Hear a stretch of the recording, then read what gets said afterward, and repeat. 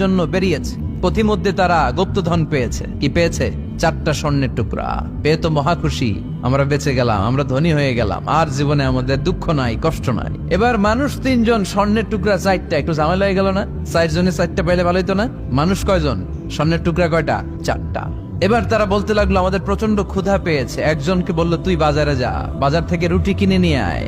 সে রুটি কিনতে গেল, আর এই 2 জন মিলে ভাবতে লাগলো শয়তানের ওয়াসওয়াসায় পড়ে একটা কাজ করি, যেটারে রুটি আনতে পাঠাইছে ওটারে যদি শেষ করে দিতে পারি, মানে ওটার কেল্লা যদি ফতে করে দিতে পারি, তাহলে তো আর ভাগাভাগির কোনো কাজ নাই। স্বর্ণ 4টা, তুই পাবি 2টা, আমি পাবো।